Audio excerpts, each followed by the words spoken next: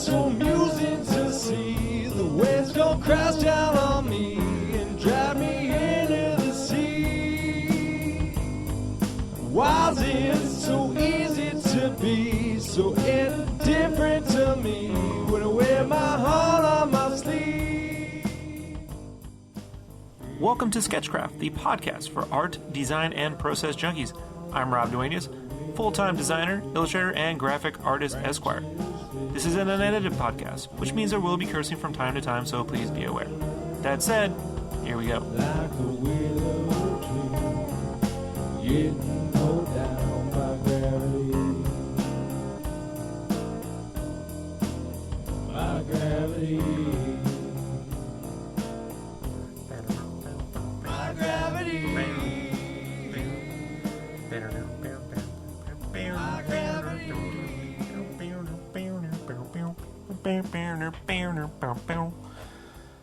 And I'm back. Hey, everybody, this is Skechcraft, the podcast for art and design junkies. I'm Rob Duenas, graphic artist Esquire. You have arrived. Welcome. So, I'm back. If you didn't catch last week's podcast, you should go back in time and be there when I debuted that. Or you can go to sketchcraft.com and get the podcast links right there. Take you right to my little podcast site. Or you go straight there by going to Skechcraft, name of the podcast, sketchcraft.net, which will take you right there as well. So, moving right along, today we have Q&A. Q&A today is where people have been asking me questions, and I corral those questions in like little sheep, little sheeple. And, I try to answer them as best I can without confusing you. So, let's try.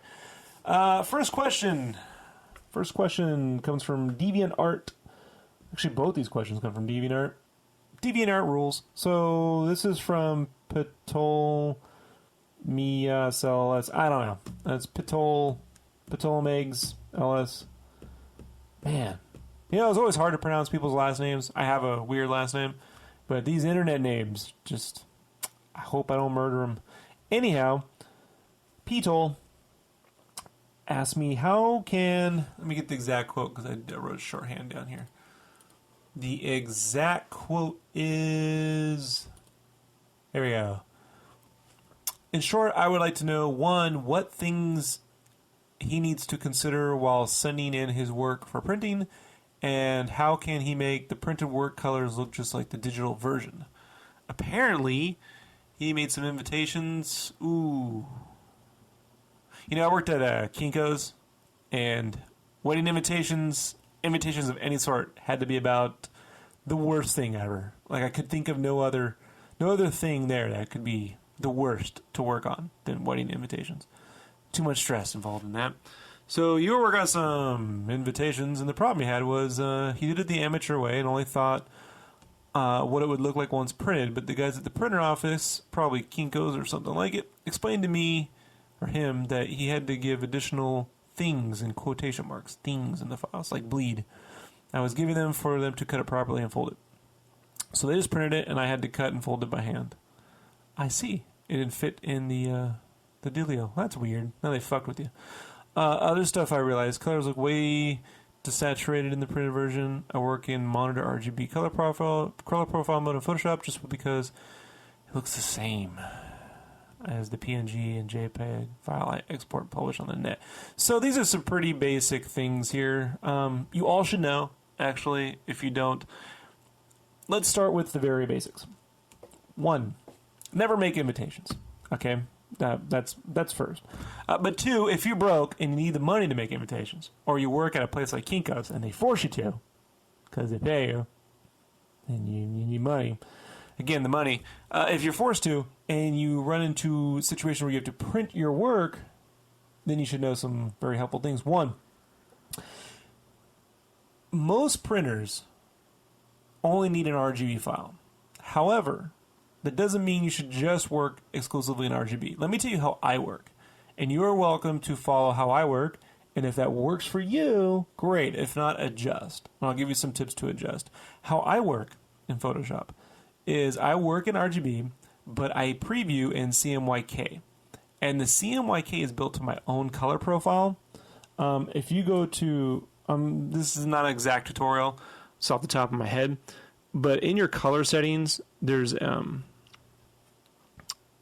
color profile, and you can assign a new one or custom. And if you click custom, you'll get this weird dialog box, and it'll say like GCR and UCR printing, and it'll be like a little ramp diagram. And it usually says like 300 and 0 in there. I set mine to 280 and to UCR. And what that really means is it's a level of black that goes on in your printing. So my CMYK is set to UCR at 280, and 280 is the total ink density. Because most printers can only print at 280 anyway. And sometimes 3, or they're pushing 312. But I like to, the safe side, hit 300.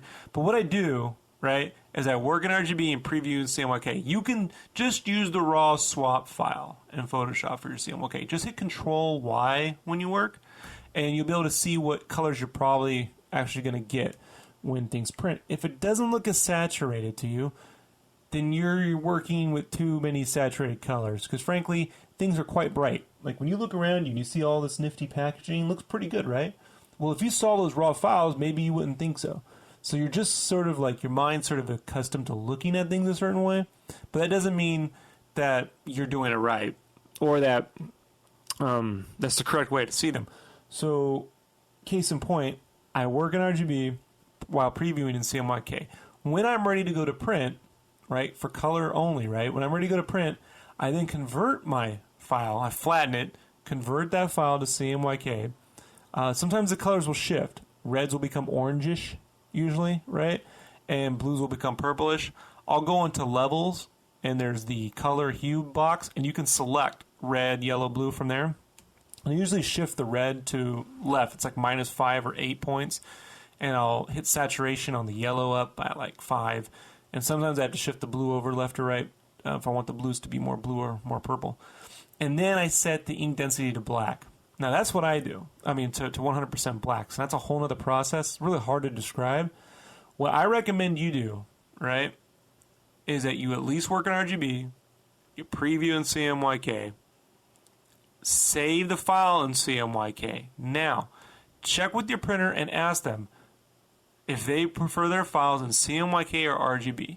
Because a lot of digital printing actually prints better with RGB. But that doesn't mean it's going to print your RGB file just the way you see it. So I'll save it in CMYK to convert the colors to how I want them to look, and then reconvert that back to RGB if that's what they need. So I'm not falling out of gamut, basically. Now, the last thing you should always do is pump the brightness up by about 10 or 15 points. You can go contrast brightness and just set it to 15. Because it's going to print dark no matter what you do. And you kind of want, like, I like to add a little haziness. Like, it's a little bit bright, a little hazy. It's not like blowing out the whites, but it has like a haziness. So I'll use this at 10 or 15. In your levels, if you go to levels, in Photoshop, there's a little slider on the bottom. On the far left, there's like a black tab. You can move that over 10. That's usually what I do, which kind of lightens up the blacks a little bit. And then I unsharp mask. Just file and unsharp mask once or twice to get a little crispy. That'll brighten it up a little extra too. And generally speaking, that works. Always get a proof, by the way. Anytime you go to a printer, you need to work in... If your deadline, say, is Friday, right? Then you should have the files at the printer the Friday before, with getting a proof by Monday over the weekend, so the weekend crew can get you a proof by Monday, and then you're able to get them printed and have them to you by Wednesday or Thursday night. You never want to pick up your shit Friday, the day it's due, folks. All right? Then the last question, or last bit of that, would be about bleed. If you don't know what bleed and trim is, this is a very simple concept. Is, let's say you had to print 8.5 by 11 piece, but your art extends all the way off the page. That means your actual working file needs to be at least 1/4 of an inch all the way around. So it'll end up being like 8.75 by 11.5 or 4.5 or whatever. So generally speaking, they have that information, like how much bleed can be set up, and then you need to set that up. So you'll have extra art and you'll have a safe zone inside your area. So that's usually, your safe zone is usually 1/4 of an inch, or not a half an inch, but about 1/4 or a little more, like 3 in between the quarter and a half inch in on all sides from the center, that should be your safe zone, where your text should be absolutely safe from being trimmed off. But you're really going to want those things before you start. That's why I always recommend, if it's possible, if you live in a country that you're able to, is to actually kind of, if you have someone local you can go to that is patient, great. Stay away from chain copiers. Some of the online stuff's really good because they'll have pre-made templates already set up for you. Usually those mom and pop shops or even Kinko's won't have templates. Sometimes they'll give you random numbers. But usually a lot of the online places will have actual templates you can download, and you just make your stuff inside there and delete their guides from the beginning. But anytime you begin a project, if you're a graphic designer, you really need to get your printing dimensions set up before you start. You can't go adding trim after the fact. All right. So if you have any other questions, Ptolemaeus LS, please let me know. And let's go on to our second is from Mzel, MZEL, also from GVNArt. Hold on, I need my coffee. Trying to make sure I don't talk too fast.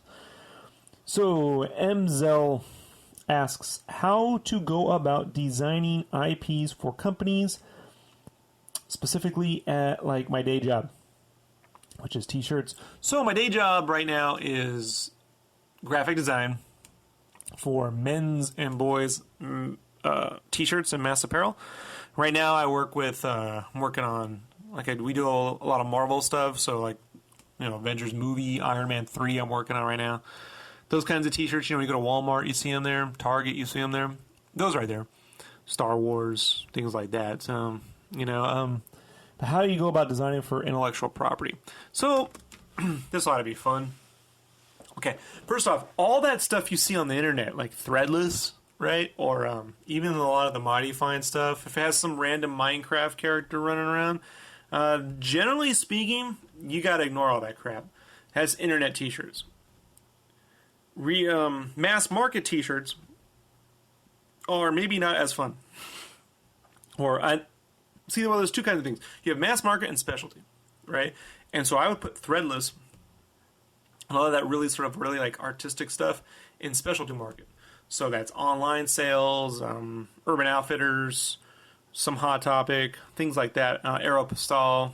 And then you have mass market, which is Kohl's, Target, Walmart, and there used to be a Mervyn's, but not anymore. JCPenney kind of still around.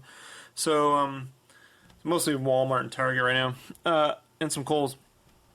And those are decidedly less, I want to say less creative, less experimental would probably be the better word, because you always have to be creative with it. You have to find a way to sort of take some of those crazier aspects, but bring them down to our size, right?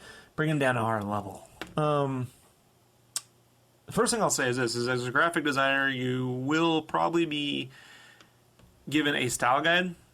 And in the style guide, if they're a pretty well-rounded license, you should read it. You should read the style guide, because you could save yourself a lot of freaking trouble. Mostly in style guides, they aren't really designed for t-shirts, so there'll be a lot of rules in there that don't apply. Usually around logo placements and things like that, because it's irrelevant on a shirt, or limiting colors. But you can definitely get a sense of what they're going for and where they're coming from. Case in point, I worked on Ben 10 for a while, and Ben 10 has very specific rules about the amount of what kind of characters can be on that shirt, what he can be associated with, things like that. Like I work on Lego and Ninjago, so Lego has very specific rules about how much space has to be around the actual Lego logo. So what it ends up being a lot of time is you sort of want to plan, you plan around 6 to 12 shirts at any given time, and a lot of those are based off reference that you've grabbed, or things that are trending, things that worked in the last sales meeting. And then you sort of take these elements in the style guide, and you need to sort of work different styles into those same assets. By the way, if you don't have the exclusive license, like very few places have exclusive licenses, then everyone else has the same materials you have. So we compete with another company, Fifth Sum, for mass market and Star Wars. They have the same stuff we got. And you got to basically learn to take the exact same things everyone else has and make them seem fresh and unique and fun. and trendy. At the same time, telling a story. So, and there's all different kinds of ways to do that. You know, you have tiers, right? You have humor. Then you have classic, which is like maybe classic saga kind of stuff. Then you have retro, which would be anything of really limited color and usually like distressed or textured up. Then you have photoreal, which is, you know, actual photographic elements.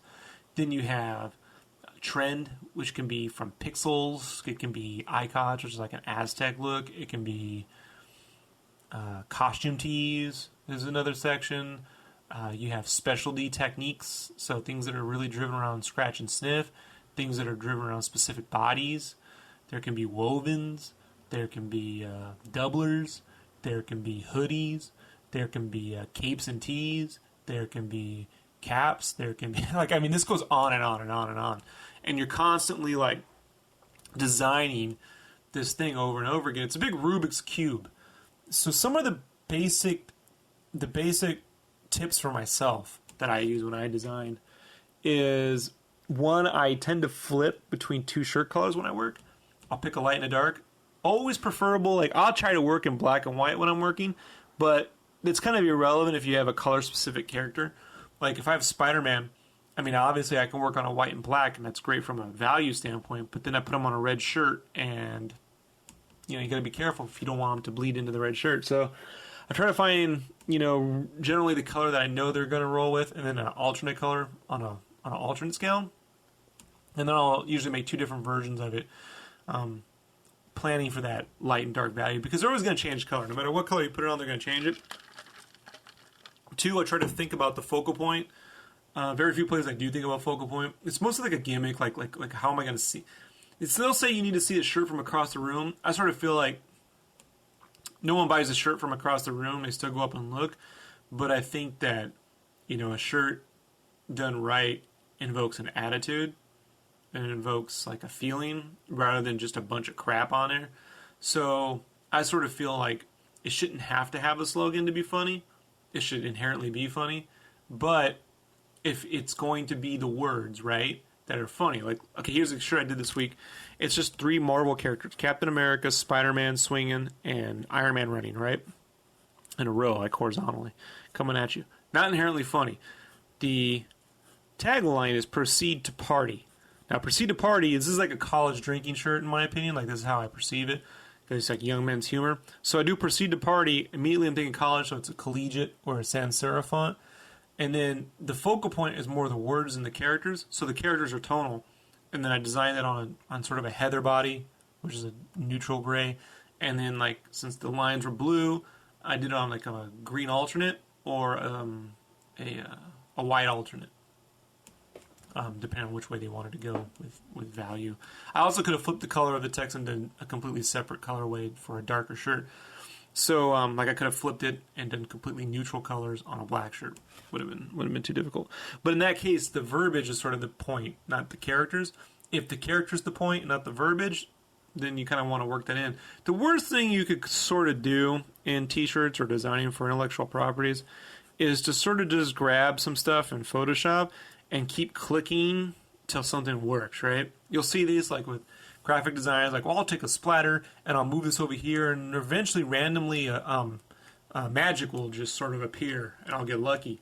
Never really works out that way for me, and I've seen artists sit there and move around the same elements in the same amount of time it's taken me to draw an entire piece from scratch. I'm one of the few guys at work that can actually illustrate. I'm a fairly good illustrator on that end, in my opinion. So I've actually drawn from scratch, colored, and set up 4 different shirtways in the time it took one guy to pull something off the style guide and move it around. And you don't want to be that guy, because they notice. They notice. The other thing I would recommend when designing for IP is to please don't design like for you, design for the person that you're intending to buy the shirt. If it's an 8-year-old kid, yeah, you probably wouldn't like some of the color choices. Yeah, you probably wouldn't like the technique, or you wouldn't be into the humor. But, you know, you're designing for the kid buying it, not for you. So unless you plan on buying like 10,000 shirts, you know, or 40,000 shirts, and it's irrelevant. You know, you want to sort of filter your tastes as an artist and a designer based off the clientele. You know, a person who shops at Target isn't exactly the same person who shops at Walmart at that time. It can be the same person, but the mindset is different. You know, you'd like to think each store sort of, you're going to a store for a different reason. You know, it's a little trickier in mass market because things get flipped on you. But definitely in specialty. If you're shopping at Urban Outfitters, you're not there for the same reasons as if you went into a Hot Topic, you know? So, and it can be a little tricky though, because you could design for that customer and then end up producing the same thing everyone else is producing. So you, as an artist, you're always having to look like 2 steps forward. And I usually do that by just trying to flip color styles, new text. I keep track of what's trending on Facebook and Yahoo and YouTube and stuff. Like I look around as much as I possibly can, always doing research, see what people are wearing, what's coming into vogue. I see all the movies. I keep tabs on all the latest crap. The only thing I really don't follow is music and sports. But there's plenty of people in the department that follow that, so they got you covered. If you would like to know any other things concerning designing for intellectual properties, specifically, you let me know. At Rob@Skechcraft. That's the name of the podcast is .net. Rob@Skechcraft.net. And let's see if I have any other time. It's 20 minutes. I have a couple minutes. What's going on with me? Let's give you a commission update right now. So right now I'm still wrapping up my commission list. I'm making good headway. I'm getting 2 a week done now. So another few weeks and I'll have that wrapped up. Then I'm going to do Brandon's piece. He's waited over a year for that. I'm going to do a print drive on that Daredevil bullseye thing. So I'll sell a few of those. And I might color up the Spider-Man one. We'll see if I have time. And then maybe the Batman one if I have time. And then I'm going to move right into doing a Mass Effect 3 print drive. And then a Street Fighter Series 1 print drive. So I've been wanting to do Street Fighter for a while. It's the thing I get requested to do the most right now. So it's on like a gong. So, alright everybody, I'm going to head out of here. It's time to get working. Got to go draw some Aliens vs. Predator chibis for the Game Cave Mag. Please do follow up at facebook.com/GameCaveMag. I'm building a new video game magazine. It's more like a comic book, like Penny Arcade meets Game Fan in that way. So it's not your typical thing, and it's 100% independent and ad-free. So, yay. I'm developing that there. That's where I'll be tonight working. And tomorrow and Thursday, it's commissions. I will see you all next week doing a tutorial. I'm going to do probably a Richie Rich cover. Next week. I got a lot of backed up stuff that I gotta cover. So, all right, folks, I will talk to you all again later. You have a good week. Bye.